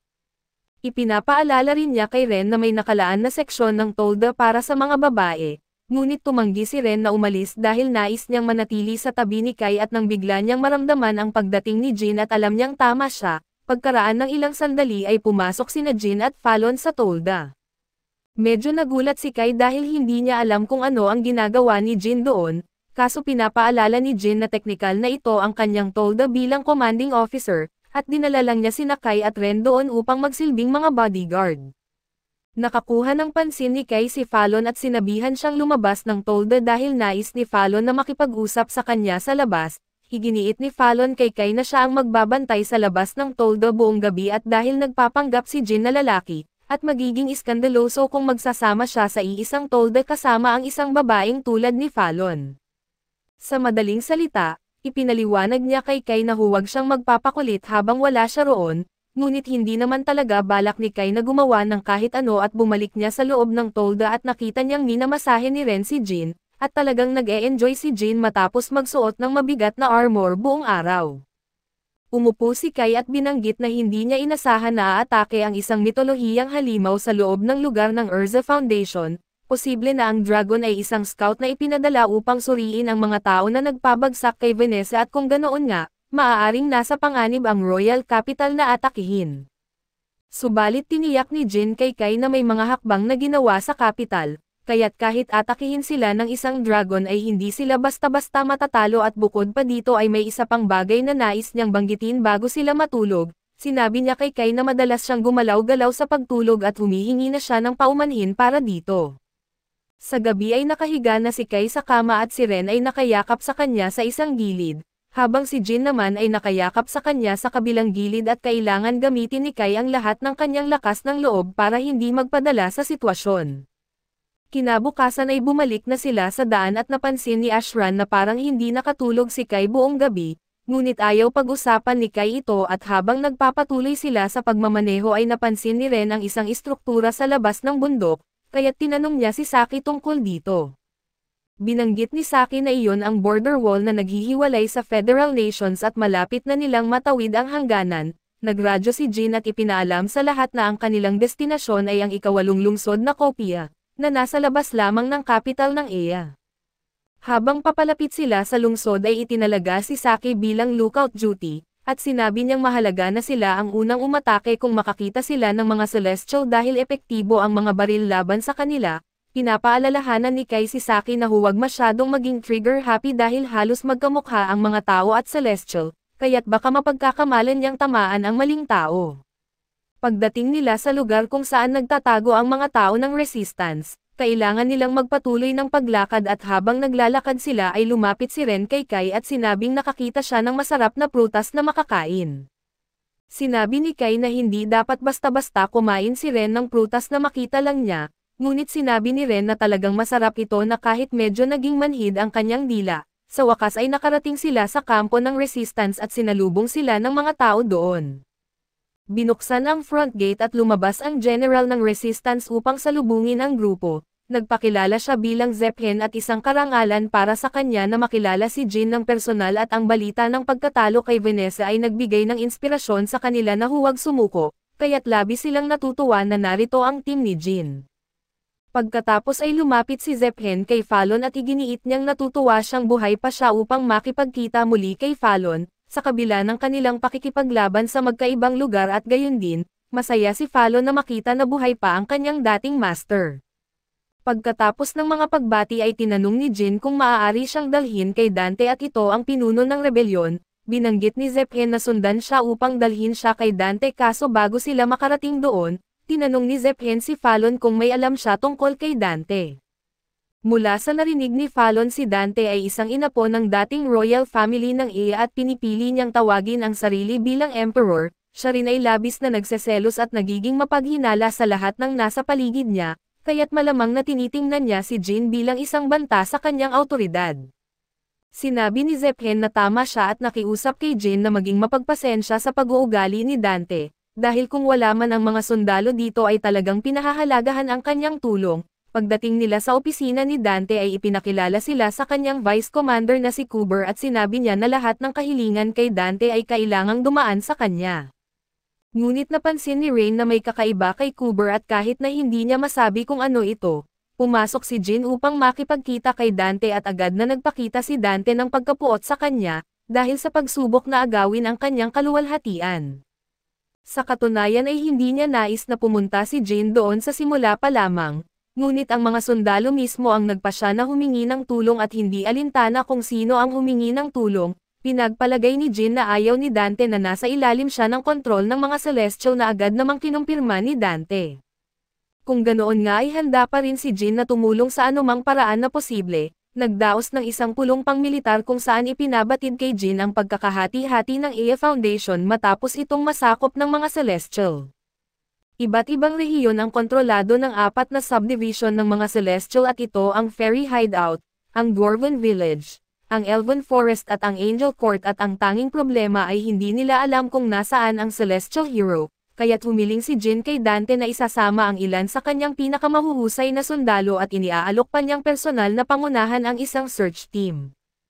Ang katotohanan na handang ilaan ni Jin ang kanyang buhay kasama ang kanyang mga tauhan ay nagbigay ng kapanatagan sa mga sundalo, pero hindi gusto ni Dante ang lahat ng papuri na natatanggap niya at sa gabi, si Ren ay nagluluto ng isang nakakahinalang sabaw. Sina Saki at Ashran ay kumbinsidong maaaring patayin sila nito bago pa nila matagpuan ang anumang Celestial, kaya't binago ni Ashran ang paksa at nagsimulang pag-usapan si Cooper at sa tingin niya ay maganda si Cooper, ngunit si Ren ay may masama na kutob pa rin tungkol sa kanya. Kinaumagahan ay dumating sina Jin at ang kanyang team sa Elven Forest, habang si Dante ay abala sa pagrereklamo kay Cooper tungkol sa desisyon ni Jin na sumali sa search team, sa tingin niya ito ay isang lubos na kamangmangan para sa isang commander na ilaan ang kanyang buhay kasama ng mga sundalo. Alam ni Cooper na hindi magaling na commander si Dante subalit ini-enjoy niya ang bawat sandali ng pag-gaslight sa kanya na tama siya at mali ang lahat. Pagkatapos ng ekspedisyon ay hindi natagpuan ni Jin ang Celestial Hero, ngunit nagawa niyang magmapa ng bahagi ng Elven Forest kaya't magsisimula na silang maghanda para sa isang pagsalakay. Samantala ay napaniwala ni Cooper si Dante na kailangan niyang magpadala ng mga sundalo upang salakayin ang Elven Forest upang masapawan si Jin, at handa siyang isakatuparan ang plano ng walang pag-aalinlangan at sa kabilang panig ng kampo. Isiniwalat ni Ren kay Kai na sa wakas ay natuklasan niya kung ano ang kakaiba kay Cooper na hindi siya isang tao. Kasabay nito, sa loob ng Elven Fortress ang Celestial Hero na si Alrea ay putol na ang ugnayan sa mga elf at ipinahayag na ang mga anghel lamang ang mahalaga. Hindi alam ng pinuno ng elf kung ano ang nagdulot ng biglaang pagbabago ng kanyang pananaw dahil palagi siyang mabait sa ibang mga Celestial, gayunpaman ang dahilan ng kanyang pagbabago ay naging malinaw nang makita natin ang halimaw sa kanyang likuran. Ang sumunod na ginawa niya ay direktang naglunsad ng isang magical attack laban sa mga elf, lumaban ang Great Elder kaso ang epekto ng atake ay lumikha ng isang malaking pagsabog na nag-drop sa kanya sa loob ng purong kristal. Sa kabilang banda, ang Shrine Maiden ng Nayon na si Ryan ay nahulog mula sa kanilang kinaroroonan at bumagsak sa kagubatan. Pagkagising niya ay tinanong siya ng lahat tungkol sa kinaroroonan ng Great Elder na lubos na nababahala sa sitwasyon. Bagaman siya mismo ay nabigla, pinanatili niya ang kanyang composure at pinapakalma ang lahat gamit ang kanyang awtoridad at sinasabing ipapaliwanag niya ang lahat ng sabay-sabay, kaya't hiniling niyang magtipon ang lahat at tinatanong nila siya kung ano ang gagawin sa mga tao na kanilang nahuli na halos binabaliwala na niya ito, hanggang sa bigla siyang napatigil at naisipan ito ng mabuti. Ngayon ay nakikita natin si Nakai, Rain at ang iba pa na nasa Elven Forest matapos ang mga nangyari. Ang huling balita nila mula kay Dante na kahapon ng umaga pa at mula noon, nawala na ang kanilang kontak at hindi alam ang kanyang kinaroroonan. Binanggit ni Jin na dapat ay alam ni Dante ang mga panganib sa Elven Forest ngunit sa kabila nito, gumawa pa rin siya ng isang desisyon na walang konsultasyon at sinabi ni Kai na mataas ang posibilidad na may nagudyok sa kanya, at si Kuber ay malamang na isang spy ng mga elf. Kung itatago nila ang kanilang mga tainga ay halos walang pagkakaiba ang itsura nila sa mga tao at kung ganoon nga, maaaring may iba pang mga kalaban sa loob ng Rebel Army, kaya't kailangan nilang magsagawa ng sariling investigasyon. Habang sila'y nag-a-advance sa kagubatan, nakatagpo sila ng isang libingan ng mga armas na malinaw na pagmamayari ng Rebel Army at ang ibig sabihin nito, sina Dante at ang iba pa ay nahulog sa bitag sa lugar na iyon subalit sinabi ni Kai na ang tunay na bitag ay nasa itaas nila. Nagulat si Jin sa kanyang natuklasan dahil kung hindi ito binanggit ni Kai ay maaaring hindi niya ito napansin sa liwanag ng araw na dumaan sa mga puno. Binanggit ni Kai na may mga tala mula sa kanyang mundo na ginagamit ng mga elf ang maramihang magic traps ng sabay-sabay. Sinabi ni Rain na naamoy niya ang isang bagay at malamang isang elf iyon, sinundan ng lahat ang daan na ipinakita niya sa kanila at tiniyak ni Kai kay Jin na tama ang kanilang tinatahak na daan dahil si Ren ay sumailalim sa espesyal na pagsasanay upang makaramdam ng mahika. Habang sila'y patuloy na umuusad, lahat silang anim ay natapakan ang isang mahiwagang bilog na nag-teleport sa kanila sa ibang lugar. Nalito ang lahat pagkatapos nito at nagkomento si Phelan na tila sila'y nasa Elven Forest pa rin at ipinaliwanag ni Kai na ang bagay na iyon kanina ay isang gate, ito ay isang spell na ginagamit ng mga Celestial upang mag-teleport. Biglang lumabas mula sa mga palumpong ang isang engkantada na naghahabol ng butterfly na hindi man lang sila napansin. Binalaan ni Phelan na huwag siyang lapitan at sinasabing sigurado siyang isa itong Celestial na isang Great Fairy. Ang clumsy na maliit na engkantada ay aksidenteng nabangga si Ashran at sa wakas ay napansin nila ang kanyang presensya, kaso nalito siya dahil wala siyang naramdamang mahika mula sa kanila. Ipinaliwanag ni Ashran sa batang engkantada na hindi sila mga elf kundi mga tao at ito'y nagdulot ng panik sa engkantada, na mabilis na tumakbo palayo dahil sa takot na baka kainin siya ng mga tao at tumakbo siya diretso patungo sa pintuan ng mga Celestial at nang sundan siya ng grupo, sila'y pinigilan ng mga gwardya na nagbanta sa kanila gamit ang kanilang mga armas. Bago sila makakilos, isang utos mula sa itaas ang nagpapakalma sa mga gwardya at isang babae ang bumaba sa hagdan, nagsasabing hindi niya inaasahan na makakayanang buhayin ng grupo ang gate at agad na nakilala ni Jin ang babae bilang si Kuber, ang assistant commander at isang spy ng Celestial. Walang paligoy-ligoy ay tinanong ni Jin kung ano ang nangyari kay Dante at sa iba pa, tiniyak ni Kuber na buhay sila at ipinaliwanag niyang nalanghap nila ang pollen mula sa isang kolonya ng mga paralysis plants kaya't hindi sila makakagalaw ng ilang araw. Nilinaw ni Jin na ang kanilang hinihingi ay ang pagpapalaya sa mga bihag at pumayag si Kuber, kaso may isang kondisyon lamang na kailangan nilang labanan ang mga anghel. Pagkatapos ng lahat, para sa mga nakatalo sa bayani ng mga demonyo ay dapat na madali lang ito at gusto ni Kai na malaman kung ano ang nangyayari, dahil inakala niyang mas pinapahalagahan ng mga Celestial ang kanilang pagkakaisa, at hindi makatuwirang magtaksil ang mga elf sa mga anghel. Ipinaliwanag ni Kuber na unang nagtaksil ang mga anghel sa kanila, ngunit hindi na siya nagbigay ng karagdagang detalye habang ginagabayan sila patungo kay Ryan at pagdating doon, ipinaalam ni Ryan sa kanila na ito ang unang pagkakataon na nakapasok ang mga tao sa nayo ng mga elf, at hindi sila magiging malugod na tinatanggap ngunit dapat silang magmalaki sa kanilang gagawin.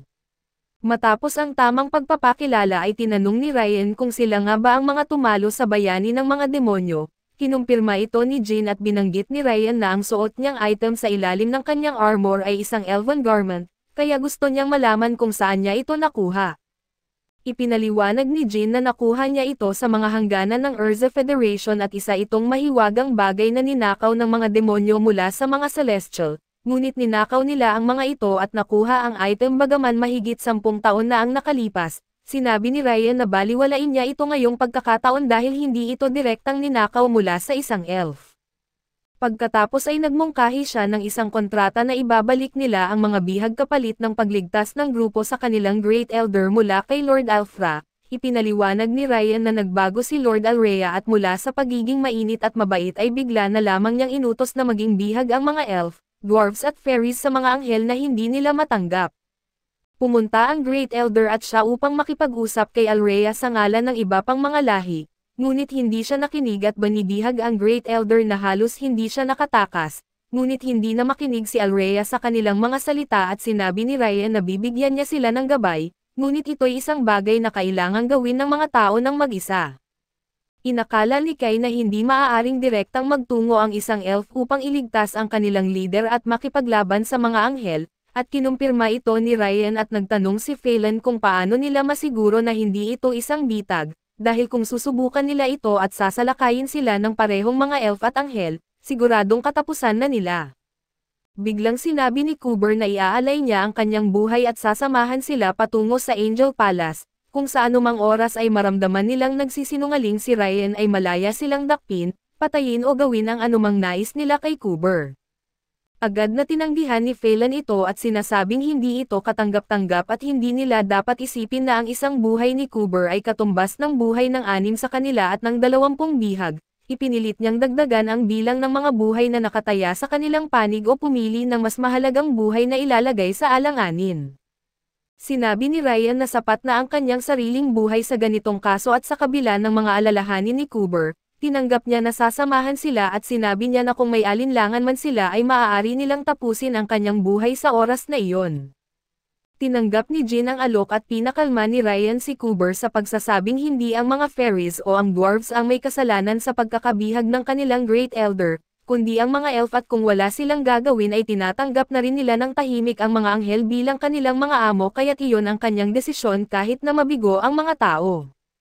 Kung magagalit pa si Lord Alfra ang buhay ni Ryan ang magsisilbing pang-areglo, kailangan nilang iwasan ang isang digmaang sibil sa mga celestial sa lahat ng paraan, kaya't hindi dapat kumilos ang iba pang mga lahi sa ngayon at inutusan ni Ryan ang lahat ng fairies at dwarves na bumalik sa kanilang mga pwesto, at habang umaalis ang mga nakatagong nilalang ay lumikha sila ng kaunting kaguluhan.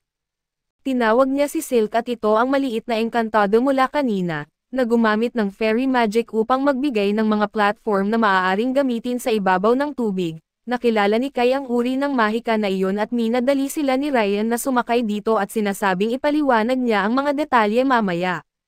Sa gabi ay nahuli si Kai nang biglang sinabi ni Ryan na hindi niya maintindihan kung bakit pinipili ng mga tao na manatiling gising kapag kailangan nilang magsindi ng apoy upang gawin ito. Tiniyak niya kay Kai na hindi siya aatake habang siya'y natutulog dahil hindi sila gagawa ng anumang hakbang hanggang matapos ang kanilang kontrata. Napanatag si Kai sa sinabi ni Ryan at binanggit din ni Ryan na narinig niya mula kay Jin na sila ni Ren ang mga tumalo kay Vanessa. Sa kanyang kaalaman ay tinanong niya si Kai kung gagana ang kanyang kapangyarihan laban kay Lord Alfra at ito ang Panginoon ng Langit. Iginiit lang ni Kai na parang hinihiling ni Ryan na talunin niya ito. Sinabi ni Ryan na kapag nagtungo sila sa Angel Palace ay siguradong makakalaban ni Kai si Lord Alfra, kung hindi sapat ang kapangyarihang tumalo kay Vanessa ay maaaring mamatay silang lahat ng sabay-sabay.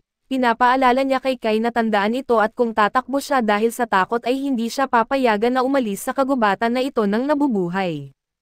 Tinanggap ito ni Kai at nagtanong din kung kilala ba ni Ryan ang isang tao na nagngangalang Sid. Mukhang nalito si Ryan at hindi alam kung sino ang tinutukoy ni Kai kaya't nagpasya si Kai na tapusin na ang usapan doon. Iniisip na kahit ang Elf Shrine Maiden ay hindi kilala si Sid at naalala niya ang huling mga salita ni Vanessa na nagsasabing ang mundo ay muling nilikha at tinawag ito ni Sid na World Reincarnation.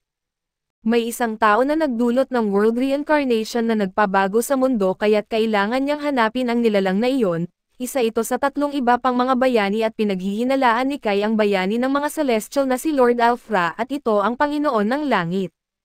Kinabukasan ay nagpadala si Saki ng mensahe sa radyo sa headquarters upang ipaalam na malapit na silang makapasok sa Angel Palace. Umaasa siyang ligtas na nakakarating ang kanilang mga mensahe sa headquarters dahil medyo malayo ang kanilang kinaroroonan. Ipinaalam ni Ryan sa grupo na ang Angel Palace ay nasa itaas ng malaking punong ito. Bagaman hindi ito nakikita ng mga tao ay may ilang lumulutang na mga kuta, ngunit ang tinuturing na Angel Palace ay ang nasa itaas doon at naroon si Lord Alfra at gumawa siya ng isang double layer rig. Binanggit ni Kai na ito ay medyo masalimuot kung iniisip na ito ay isang panlaban sa mga tao. Tinanong ni Ryan kung sino ba ang matatakot sa mga tao at nilinaw niyang ang mga binabantayan nila ay mga demonyo, espiritu at mga mitolohikal na nilalang at binanggit pa ni Kai na ganoon din ang naramdaman ng mga demonyo, kaya malamang na ang karamihan ng hukbo ng mga anghel ay nakapwesto sa hangganan at iilan lamang ang naiwan upang protektahan ang Angel Palace. Nagulat si Ryan sa kaalaman ni Kai at agad silang tinransport patungo sa Angel Palace at doon, agad na nagtaka si Ryan kung ano ang amoy na iyon at hindi nagtagal ay natagpuan nila ang isang labanan na nagliliyab na puno ng mga sugatang anghel. Ayaw nang magsayang ng oras ni Ryan kaya't nagpatuloy sila at ang lugar ay napakalito kaya't nagpapasalamat si Phelan na kasama nila ang gabay ng elf. Habang sila'y muling nag-teleport, halos hindi sila nakaiwas sa isang biglaang atake ng mahika na nagmula sa War Angel na si Vicious. Hindi lang niya kinamumuhian ang mga tao pati na rin si Ryan at tiniyak niyang siya ay isang tagapaglingkod ni Lord Alfra na kumikilos ayon sa kanyang kalooban. Tinanong siya ni Ryan kung siya ang umatake sa mga anghel sa labas at sinabi ni Vicious na ang mga ito ay mga traidor na tumangging sumunod kay Lord Alfra, ang mismong Panginoon ng Langit ang nagbigay ng kanilang parusa. Di magtatagal ay isasagawa na ang pagbitay sa Great Elder ng mga elf. Ito'y magsisilbing mensahe sa mga elf, fairies at dwarfs na sila'y mas mababa kaysa sa mga anghel kaya't dapat silang yumukod ng walang anumang karagdagang salita. Sinimulan na ni Vicious ang pag-atake sa kanilang ngunit nagawa ng grupo na makabawi. Hiniling ni Phelan kay Jin na iwan na sa kanila si Vicious upang makapagpatuloy na sila at tinanggap ito ni Jin. Di nagtagal ay umalis na sina Kai, Jin, Ren at Ryan sa lugar at hindi napigilan ni Vicious ang kanilang pagtakas dahil sa tulong ni Phelan at ng iba pa. Gayunpaman ang grupo ay agad na inatake ng isa pang anghel kaso nagawa ni Ren na pigilan siya. Nakilala ni Ryan ang anghel bilang si Rafaelo at mabilis na sinabi ni Ren na magpatuloy na sila at hahabol na lang siya. Nakarating sina Kai at ang dalawa pa sa isa pang platform ay napansin ni Kai na si Alfra ay tila protektado ng 12 ng mga barrier. Habang ini-inspeksyon ni Ryan ang lugar doon ay binanggit ni Jin na inaasahan na ito dahil siya ang bayani ng mga Celestial. Nagpa siya rin siyang humingi ng paumanhin kay Kai dahil iniwan niya sa kanya ang pinakamapanganib na laban at ito ang laban niya kay Vanessa. Matagal na niyang gustong sabihin iyon at tiniyak niya kay Kai na makikipaglaban siya sa tabi nito sa pagkakataong ito. Matapos i-modify ni Ryan ang lahat ng mga barrier at silang tatlo ay na-teleport sa lugar kung saan nakakulong ang Great Elder at agad silang lumapit sa kanya, tinawag siya ni Ryan na agad namang nagpakilos sa Great Elder. Nabigla ang Great Elder na makita siya kaso bago pa man sila makapagsalita ay dumating si Alfra at nagsabing napupuno ng galit ang kalangitan, sinabi niyang ang mga walang pakpak at ang mga nakatira sa lupa at lalo na ang mga tumitingala sa kalangitan ay hindi dapat maging pasaway. Ang lahat ng biyaya ay nagmumula sa kalangitan at ibinibigay sa lupa, at ito ay isang banal na kapalaran kaso tanging ang mga anghel lamang ang may karapatang tumanggap ng mga biyayang ito. Kaso dito muna matatapos ang ating recap, salamat sa inyong panonood hanggang sa muli.